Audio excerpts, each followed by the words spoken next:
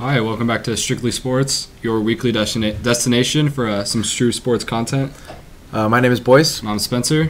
And let's get into it. Yeah, so right off the bat here, if you don't know already, Michael Bennett has been traded to the Philadelphia Eagles for a 5th-round pick and some wide receiver who I kind of forget his name, which pretty much tells you all you need to know. Yeah, this trade happened about an hour ago. Yeah, it just went down. It's the start of the Seahawks, goodbye of Legion of Boom, I guess. Right? Yeah, Seahawks look to be cleaning house a little bit. I mean, yeah. Maybe just starting from scratch, trying to rebuild around Russell Wilson. I mean, I know Jimmy Graham's leaving. That's no surprise. Maybe he'll go back to New Orleans. Yeah. If he went back to New Orleans, that'd be awesome. Pretty insane. That'd be cool. The Saints would be so good next year. I mean, yeah, Jimmy Graham's older. They're already going to be good. He's still a beast. I mean, and Drew Brees is just going to love throwing balls to him in the end zone. Anybody, even if you're a little old, you can be a good tight end with Drew Brees because he'll put it right to you. But Michael Bennett to Philly, I think that's a great fit. I mean, they already have really good pass rush. They got Fletcher Cox and Brandon Graham. Yeah. So he provides a lot more depth. And I think his toughness really is going to vibe well with the city of Philadelphia. Yeah. I think he'll like it. I think it's a good fit there for him.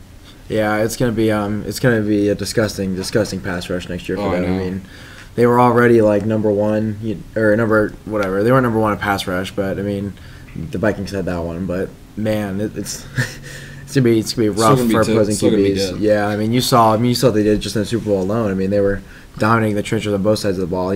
Credit their offensive line for when the defensive line wasn't on the field, but when they had that defense out there, I mean, it was nasty. We saw the winning play of the Super Bowl pretty much was the strip sack on Brady. So yeah, from Brandon Graham, and now you got Michael Bennett, on the other side going to come at him. Basically, as long as he can keep his off the field issues to an absolute minimum and not really be a big distraction. Yeah. I see that working out really well for them. I think they got him for a pretty good price. Yeah, for a 5th-round pick and a wide receiver, it's not too bad. Yeah. And it's interesting. I mean, this is the start of the end of it's the beginning of the end for Seattle's Legion of Boom defense that they've all known. I mean, it looks like Richard Sherman's not going to be in Seattle next season after all the some players are saying, "Oh man, like gonna miss you, man," and like he doesn't know if he didn't know he had been traded.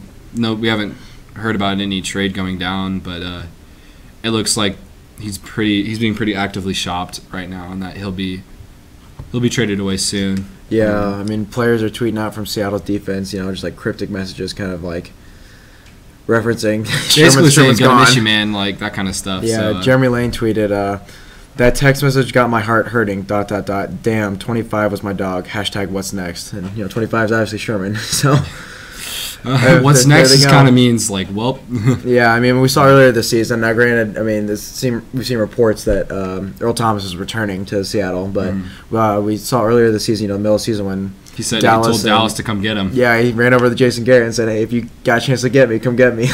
Right after Seattle beat them, which is kind of interesting. Yeah, exactly. So I mean, I think it's like ever since they decided not to give the ball to Marshawn Lynch, they have just. It's been a steady downfall of Seattle, the Seattle Seahawks.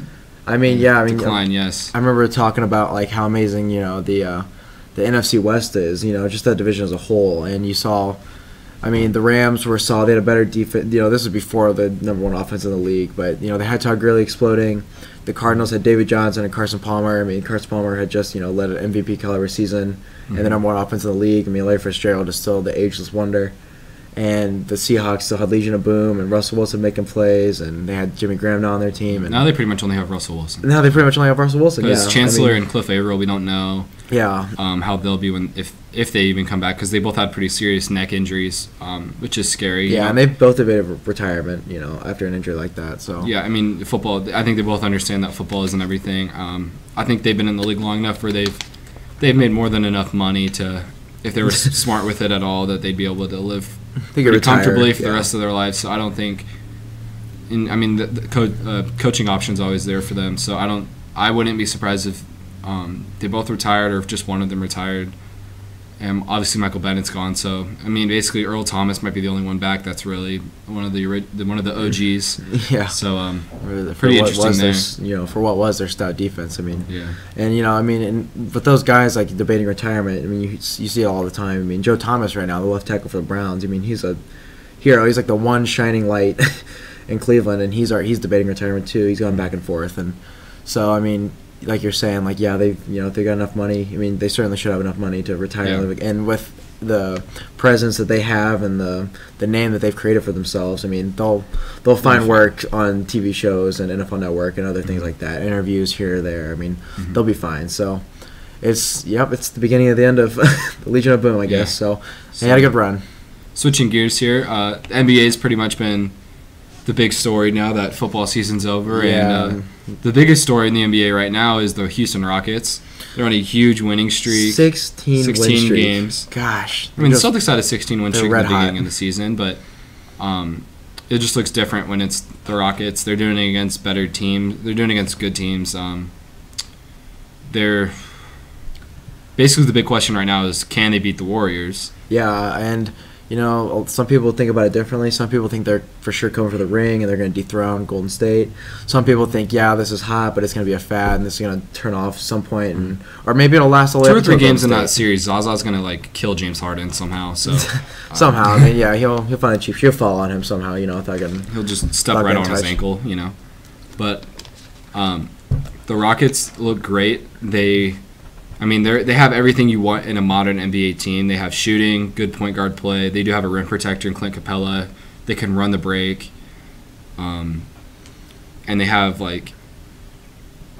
young mixed with old. So it kind of like, I mean, they're not a young team. They're pretty. But they've got veterans leading. Old. They got veterans leading, talented young. You know, I mean, they got their all-stars in Harden and Chris Paul, but they've got. I mean, they're more older veteran players, and they've got them leading the youth on their team. They have pretty good phenomenal. They do have pretty good perimeter defense, but that being said, against Kevin Durant, it doesn't really matter. Like, you have to be, unless you're like Kawhi Leonard good, it doesn't completely matter who you put on Kevin Durant. He's still gonna get buckets. It's KD we're talking about. And if KD's not getting buckets, Steph or Clay, Draymond can even score. So like, that's the problem with that. With that team just Warriors, has man. The Warriors just have so much talent that, like, if the Rockets are able to secure the 1 seed and get it to 7 games, then I think they could take a Game 7 in Houston. But you got to win Game 6 in Golden State. Yeah, which is not going to be an easy thing to do. I just think the Warriors have way too much talent. Like, I think now that they're championship players, they've been to the finals before. This is going to be like their 4th straight finals appearance. So, I mean, they're looking at their 4th straight finals appearance. So the regular season isn't as important to them. They're not going out and trying to dog on people every night like the Rockets are. They've been there before. They kind of understand, as long as they can get like a 2 seed or a 3 seed going into the playoffs, that they know that they can make it to the finals if they just play Golden State basketball. Play their tails off, yeah. So I still got to take Golden State because they just have too much talent. I mean, the Golden State roster, the Golden State roster, I mean, once KD, you know. Without KD, I still think if they saw their original without roster. Without KD, you think so? Even if they still had like Harrison Barnes, they still have Iguodala, and but like, I don't know. It's even with their original roster, I think it would still go to a late, like a 7-game series. So they're just that good. We have seen diminishing talent in Sean Livingston and Andre Iguodala, so that could come to bite them, or come back to kill them when they get to the playoffs, because that's when you need 12 guys to win a championship. That's when your team needs to step up. We've seen in the playoffs that like stars obviously do win the series, but they can't do it without the role players, the bench players. Like, that's what made Miami teams so great, is that they have Ray Allen and like Shane Battier coming off the bench who could just light it up from 3-point. Mike Miller. So like, you obviously do need good bench players to win a championship. So if Iguodala and Sean Livingston have a good postseason, then I don't think there's anything that can stop the Warriors. Yeah, their roster is certainly like the deciding factor here. I mean, I mean, the Rockets, they look amazing right now. They're not. I mean, there's.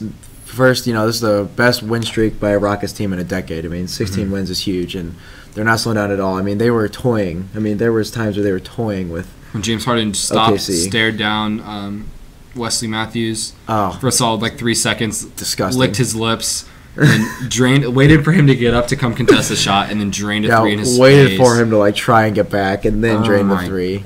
It was disgusting. It was a that was just moment. Mean. Like, I feel so bad for Wesley Matthews' family. I mean, he broke the internet. I mean, yeah, like, how do you ever return from an incident like that? Like, you have that's like a Tyronn Lue, Allen Iverson-esque moment where, like, you have to, like, if that had happened in the playoffs, his career would be remembered as, oh, you're the guy whose ankles got broke by James Harden. Yeah, I mean, like that's how Ty Lue's now that he's a coach, obviously. Yeah, now he's a coach of the Cavs. When you think of him as a player, comeback, when you see like a Tyronn Lue Lakers jersey, you think, oh, step over play, Allen Iverson. Like, yeah, exactly, and like you think it just happens in sports, too often. Somebody just does something really bad or really dumb, or they just. Mark Sanchez with the butt fumble. That's what I was about to say. Mark Sanchez with the butt fumble. I mean, I've ever seen. He's never going to be remembered for anything else. It's not like no other player did that to him either. That's the worst part about that play. But exactly, he did it to himself. But man, if I don't think right now. I mean, the Rockets are doing a lot. They're doing a whole lot of good things and a whole lot of right things to win, and they look high. And they destroyed OKC.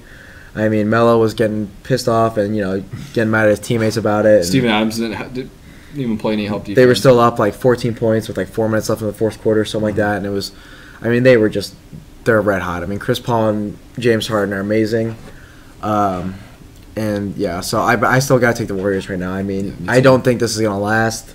The Warriors, I mean, they kind of own the postseason right now. I mean, the past few years they've owned the postseason, so this is still their home field advantage no matter where they play, in my opinion. So the thing about the Rockets too that I think is going a little understated when you talk about whether or not they can make a run in the playoffs is that playoff basketball is more physical. The refs let you play more in the playoffs. It's a known fact. Like, they let you get after it. That's when it really matters. They're not going to call as many ticky-tack fouls.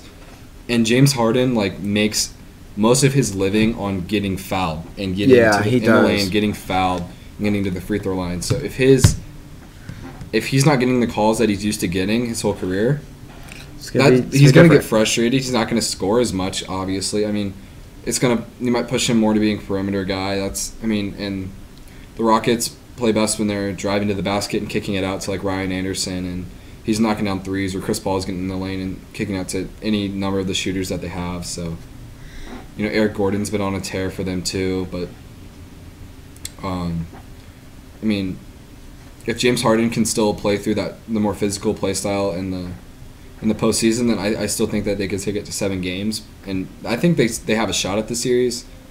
But Golden State's talent, I think, it's just overwhelming. Yeah. It's just complete. Like, Kevin Durant in the finals last year, he was playing like a great defender, too. We'd never seen KD really play great defense before, and now he's kind of accepted that role as it's exploding. He's trying to be more of a two-way player. And,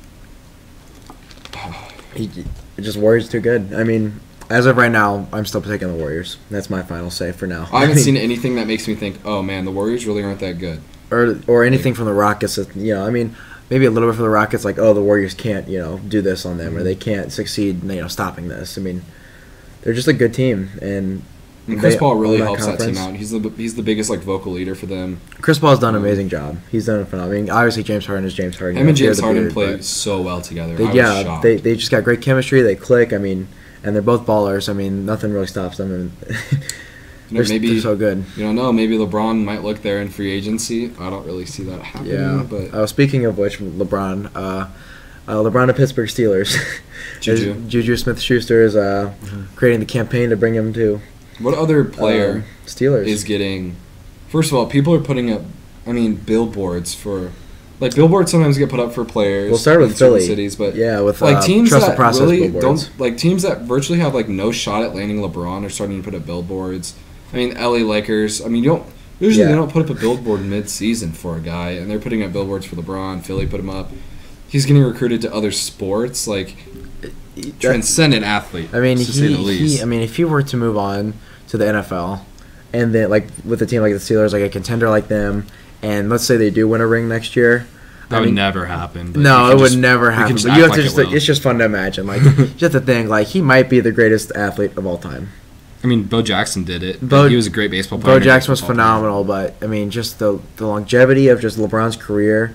And, Bo Jackson was great, but you don't consider him... He wasn't the greatest of all time in either sport that he played. Exactly. LeBron James is debatably, it comes down to opinion and, a little bit, but it comes down to LeBron and Jordan as the greatest of all time of their sport. And, even besides the fact, let's say he is number 2, he still has he's been the best player in the league. He's the best player since Jordan retired. Yeah, it's been... So. It's just unreal. And if he were to move on to another sport and then just go win a ring there, wherever it be, let's say it isn't football. It would probably be football if it was, but we saw him that'd be incredible. I mean, he used to play football like back he in high school. He was great high school football and he's player. a big guy. I mean, look at him. I mean, he could have played. He could have gone pro in any sport he wanted to. I mean, he's got the measurements and the athletic. If they just would have trained him in that sport, like he could have been the best golf player of all time, probably. Like, he's just got the athleticism and just the measurements. Just the build you need to play sports. And he could do it all. I mean, so that is one thing. I mean, LA came out their new billboards now. I don't know if I see him going to LA. You know what?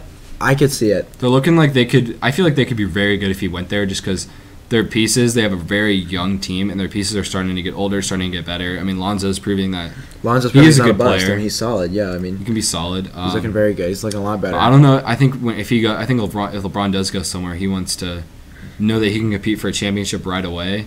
And I think LA is still like two years away from like. Really even if they got LeBron, I still think I don't think Brandon Ingram is. He's shown really good flashes this year, but I don't think you can count on him night to night. And I still think like if they went up against the Spurs or something, like Kawhi Leonard would shut down Brandon Ingram in a heartbeat. So yeah, and if he ever plays. Speaking of the Spurs, I mean, if they get Kawhi Leonard back, I mean, do you think they can make a run? Do you think? I mean, Pop said that he doesn't expect Kawhi to play the rest of the season. I know, but we've heard reports from Kawhi like I plan on returning or whatever, and if they do, I mean, we could certainly see them. I think make a few. I mean, once they do get Kawhi back. They only got one player though. Yeah, that's true. But I mean, Aldridge is Aldridge. Like he's had a better season than he had last year, but yeah, he's looking good. Still Aldridge. I mean, he's not gonna. Kawhi can't guard Steph, Clay, and Durant all at the same time, and that's why they would lose.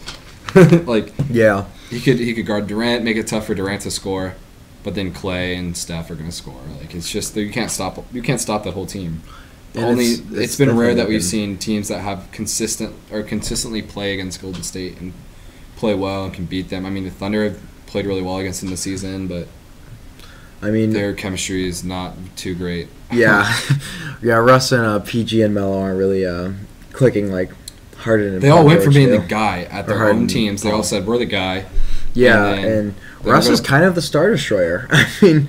He's the anti-Chris Paul. He is the anti-Chris Paul. I mean, Russ is a phenomenal player, phenomenal athlete, like no doubt about it. I mean, MVP, but I mean, look at Oladipo. He's like I think of him as so much like Allen Iverson, where like he's so good by himself, but he can't play with other players. You just gotta you can't give him star talent. You gotta give him people. I mean, Paul George is a star. Melo's a star.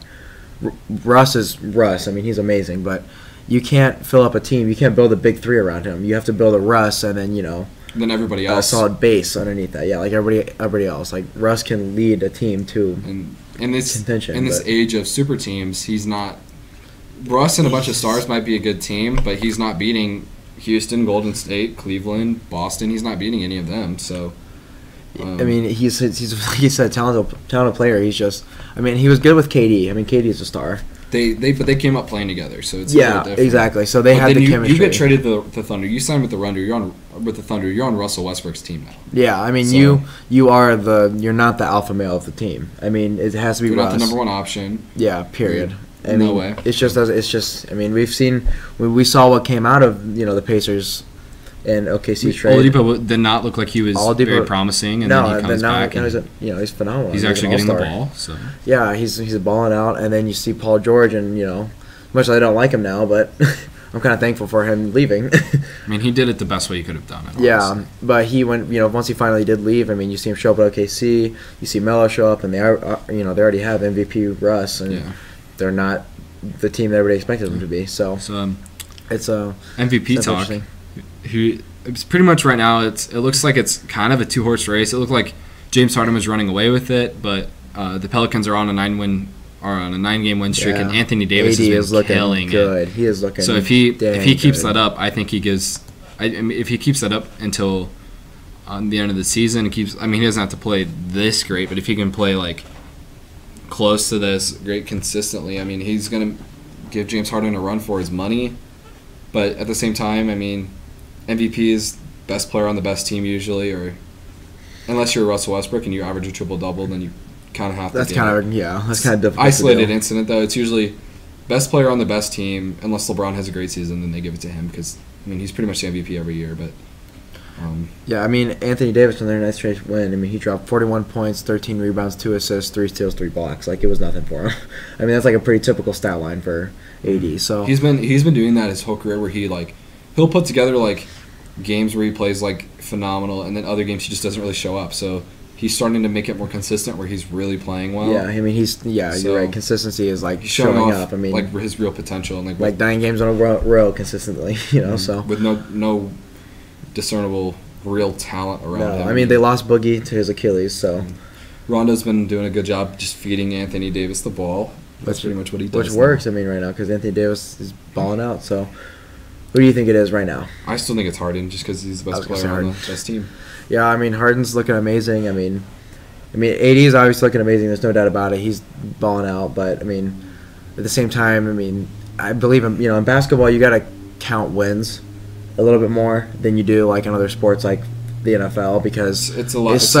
You play both ways in basketball. You play both ways. It's easier. There's only 5 players on the court. I wouldn't say it's easier, but it's more. There's much more opportunity and capability to take over a game for one player than for like a quarterback of an NFL team. Like a quarterback of an NFL team controls. When you play football, you have to watch half the game. Yeah, but you got okay. Let's say I remember like beginning of the season, not last year but 2 years ago. I mean, we played the Lions.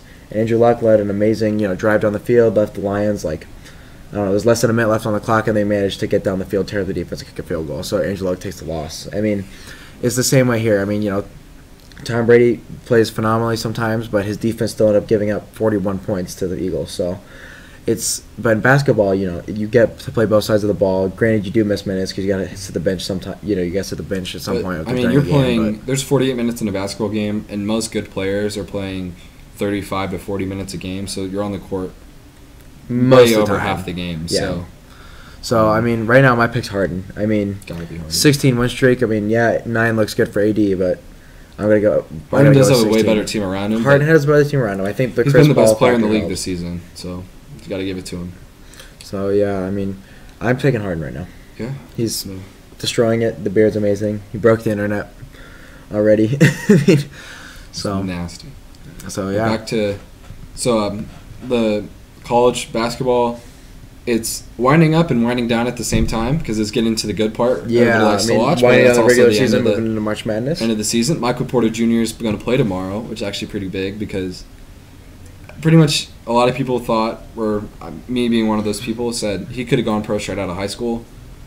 He probably would have been a first-round pick last year as a high school senior, high school graduate. So that'll be interesting to watch. But I mean, as far as a mock draft goes, I think if anybody has the first overall pick, I think DeAndre Ayton is still, without a doubt, the best player in the country. Yeah, I mean he's so solid. I mean, he's just so good. I mean, you can't really do anything about it. I mean, he's so big and strong. Like with big guys, usually in college, it's pretty rare now that the one and done is so prevalent. You don't see a lot of guys that are so physically built and ready to play against the grown men in the NBA. But like with Thon Maker, you knew drafting Thon Maker was going to be like 4 years until he could really play because he's so skinny. But with DeAndre Ayton, I mean, he's built like a grown man right now. So I think he could be a force on a team pretty much right away. So I think you got to take him first overall. He can rebound, he can block shots, he can score down low. He's obviously going to have to work outside the paint, but I mean, he's 19. So he's got a little bit of time to work on all that. I mean, he can probably afford a pretty good shooting coach and stuff like that with the $100K he just made. So, he's gonna do all right. I think he'll be picked first overall. I know Luka Doncic in Europe right now. He's like one of the best players in the Europe League, and he's pretty much our age. He looks really good in Europe, but when you're in America and we have the best basketball players in the world here, and it's hard to shown by at the Olympics every year. Pretty much, it's hard to give a lot of respect to a European guy when you haven't seen him play against your guys. So, I still think he'll be a lottery pick. I think he could be a good player, but like I'm not ready to say he's the first overall pick until I see him go against DeAndre Ayton and Marvin Bagley, players like that every night. So, I still think you could take him in the lottery, but. I mean, Aiton just looks too good to pass up. Yeah. I mean, right now, Michael Porter Jr., he's been destroying it. I mean, he only played, 2 minutes in their season opener or something like that. So they, right now they're looking like a number 8 seed in the tournament, so that's going to be exciting to watch. The tournament's right around the corner, so it's just going to be. Michael Porter, like, if you watch his game film, you watch him play as a high school player, he looks so good. Like, he's just... He looks like he's so much better than his age. It's just dominance. Like, it's a man among boys almost. Like, just imagine that. I was so excited to watch him this year, and then he got hurt. Yeah, with the back surgery, so... it'll be interesting to see what he can do as a NBA player, but I think it's tough to take a guy coming off a back injury, especially like a back injury like that, where it's kind of rare. You don't know how he's going to come off of it. It's kind of hard to take him first overall when you haven't seen him play for like a whole season. So... but he's definitely got the potential. Again, he's only like 18 or 19. So, really quick, this kind of breaking news. Just got an update. Jerry Jones just now paid his $2 million in legal fees to the NFL. So, that's over with. Goodell and Jerry Jones aren't the biggest fans of one another, and Goodell said, after the whole just strangulation with his contract, like Goodell trying to extend his contract at the NFL, and Jerry Jones throwing a fit and trying to stop it and come up with ways to prevent it from happening. Goodell was mad about that, so he made Jerry Jones reimburse the NFL $2 million.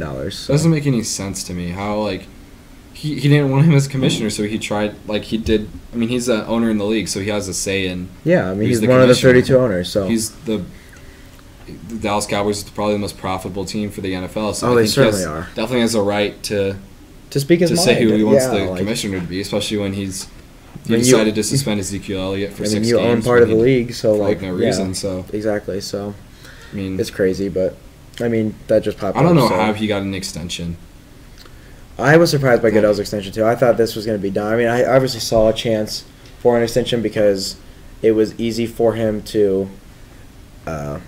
It's easy just to re-sign somebody you already have. Like, what you're going to get. You've already seen it perform, and it wasn't the worst job in the world we've seen. But we've seen a lot of conflict come out of it too, with the whole Brady Deflategate and the Zeke and all the domestic violence, charges and he suspensions really hasn't been and drug consistent tests. on how he's suspending people. Yeah, it's a very inconsistent suspension. And the whole nobody knows what a catch is anymore. And so there's a lot of problems that we've seen in Goodell's. Like, I was perfectly okay with Jerry Jones speaking his mind.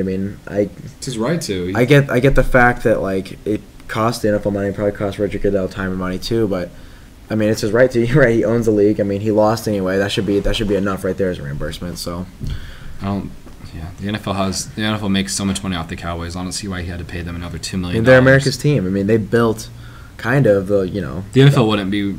As much as we're not huge Cowboys supporters, not at all. NFL probably wouldn't be where it is today without the Cowboys. No, back in their day, they kind of built the first dynasty they had. Exactly. Granted, there was way back when, like the 1950s, when Otto Graham ran the Browns and was named the NFL back then. They won 10 championships in a row, which is still incredible. But you really look at like modern day NFL, like the Cowboys people had actually the first paid attention dynasty. to it. Yeah, the Cowboys had the first dynasty. They had Michael Irvin, Deuce, Emmitt Smith. They had Troy Aikman. And then they got Dion. Yeah, they got prime time back there, and like Randy White. They were fun to watch. Yeah, they were a fun to watch team. T.O. got them. That was a little bit later, but they've always been dynasty. They've always been the most talked about team, pretty much. Yeah, so. They managed to take down the Bills. What was it? Two times in a row in Super Bowls. Part of the Four Falls of Buffalo. So. That would suck. Yeah, but they kind of that would suck. But they kind of did build up, like the NFL today. They were the first real modern day dynasty. Now you have. The Patriots and the Steelers have kind of been a dynasty for a while. Granted, they're lacking a few rings just because the Patriots are the bigger dynasty, but they kind of created the NFL today. So, that's kind of annoying. Before we wrap up here, one funny thing for you, anybody that might not have heard about it: the Combine just ended in Indianapolis, and the Browns have a history of losing and firing coaches. And so those coaches, thought it'd be a good idea to get together in Indy and have a little party for the fired coaches of the Cleveland Browns. So. It's more of a celebration that they no longer work there, I think. Yeah, I wouldn't want to work at the Browns. I feel kind of bad for. It's just I always feel bad for the top prospects, in the Saquon's just sitting there like he's probably praying that we take him. Honestly, like Like, well, anybody take. I mean, right after the Browns, it goes to Giants. You know, I mean, Browns. There's been reports Saquon about the Browns second guessing. Do they want the quarterback in the number 1 or Saquon? So. Well, I mean, with the draft, everybody's saying, well, Darnold first overall, Saquon fourth overall. I've seen reports about Saquon going 1, 2, 3, and 4. I have not seen him getting past 4. It's been Browns take him at 1, Giants take him at 2. Colts take him at 3. If he's still on the maybe board even at 4, the Browns 4. will take him at 4. 100%. I don't think he's they'll gonna take. I mean, you could make the argument that Minkah Fitzpatrick's also very good. I think Minkah Fitzpatrick's like a solid pick because you know that he's going to be. Yeah, and you still got Jabril Peppers back there. You know, I mean, he hasn't been good at all. You hate Jabril Peppers. Jabril Peppers hasn't done anything. He's not even a good punt returner in the NFL. No, he hasn't done a lot. But I mean, they did use a first-round pick. He got like one interception, and it was on like a crappy deep ball throw that he just like luckily like. He was there for. It's just he's just not very good. But so that wraps up the show today. Follow us on Twitter at Strictly Sports with 2 Y's. Just in case you don't know the username, because nobody seems to be following us, which is weird. Because which is an issue. I just want to make sure you guys know what the real username is. I swear there are more viewers that have Twitters. I swear, like just people a are just few following taps the wrong on your Strictly phone. Sports. We're almost at like 15. We can if we get to 15, then we'll make a show next Wednesday for you guys. So. Please make sure to tune in next week, and we'll have another good show for you. So, see ya. Thank you.